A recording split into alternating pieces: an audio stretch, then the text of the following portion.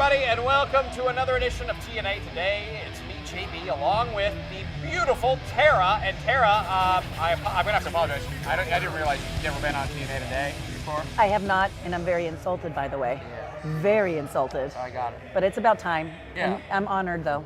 I'm honored to have you here. Well, thank you, baby. Well, good. Now that we got that out of the way, let's get down to brass tacks. Okay. Let's talk about what's going on. This last Sunday night at No Surrender, tough loss to your students as a teacher-student. Now it's 1-1.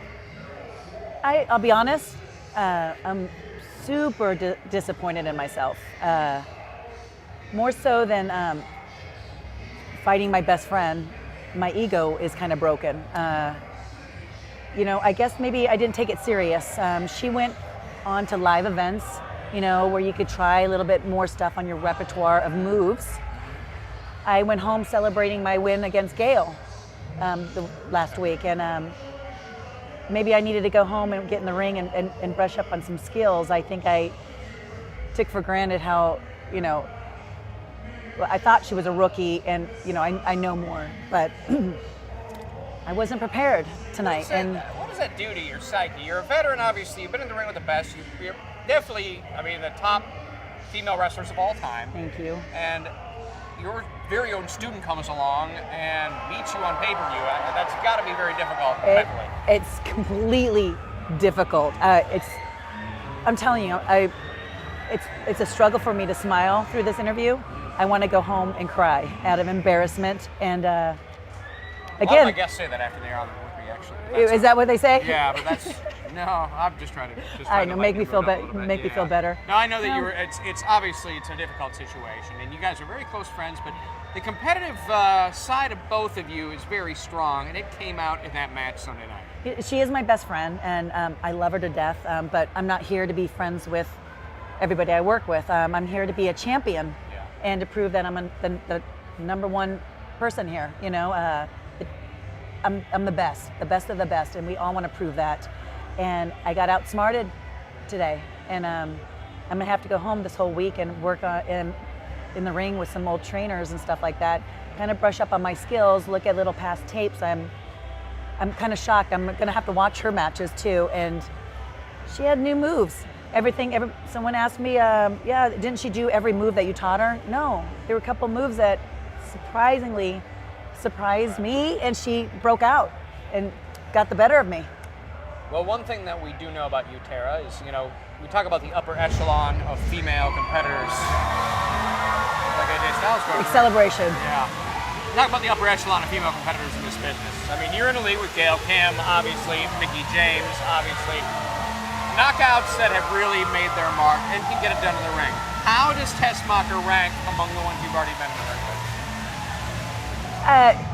She's fabulous, but she has a lot to learn still. I don't think she'd be the first to tell you that. Yeah, absolutely. And everybody is sneaky around here, and not everybody fights fair. So she needs to be prepared for that. But she, again, is working on her wrestling every single day, like everybody else should be doing. Even though how long I've been here wrestling, 13 years I've been doing it.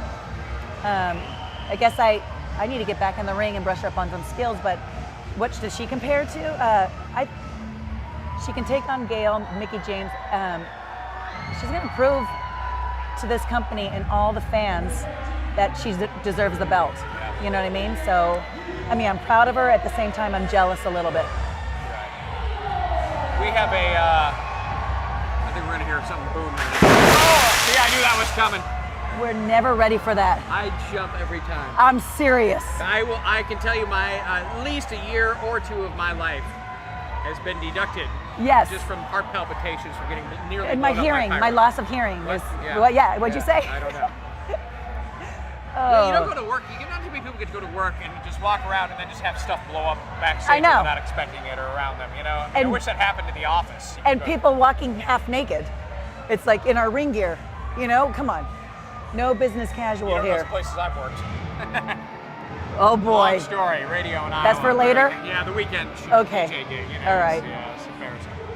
But I'll ask you a couple questions here in regards to your career. You mentioned 13 years. Yeah. I would say, is that longer of a career span than I would say most generally speaking, knockouts that you've been. Yeah, and female wrestlers. Yeah, Anybody, and any you wrestler, know, 13 yeah, years. Yeah, and especially for a female. female, Yeah. is quite a long time. Usually our careers 5 to maybe 8 years if we're lucky. Mm-hmm. And I'm just one of those people that I feel like I'm in the best shape of my life.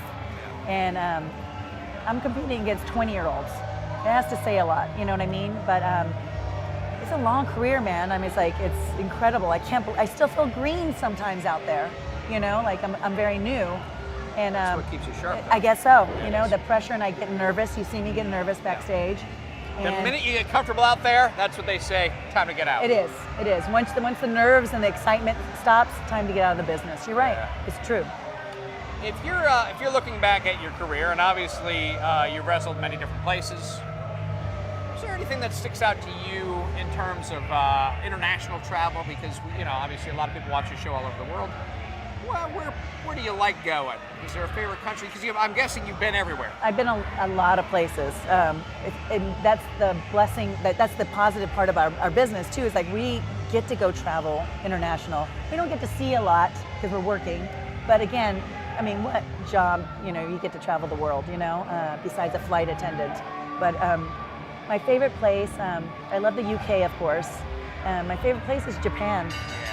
And my mom was born in Korea, raised in Japan, and so I was raised with children music that was Japanese. So so when I went back years ago, they're really into knowing your history, you as a child and stuff. Landed, sang one of my songs my mom sang me as a little girl. Immediately, I cried, and I was like, oh my gosh. There were signs out there, welcome home. I think they thought I was from there, but my mom was. I would have gotten along with it. Yeah, oh, but yes, I great. can't lie. But it was like so, bringing gifts from my mother. I brought my mother there too, and she was my translator. How cool is that? She's fluent in Japanese, so it was really, I got to give back to my mother. It was like, cool. It was really cool. I love that place, and but there's so many places I love going.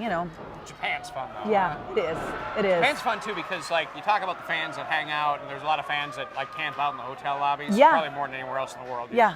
And I like it though that they'll bring you gifts. They'll be like, and it's good stuff usually. Usually Yes. it's like Oakley sunglasses or something. Yeah. Hand it to you, then give you a stack of 8x10s 50 deep to sign, which was fine.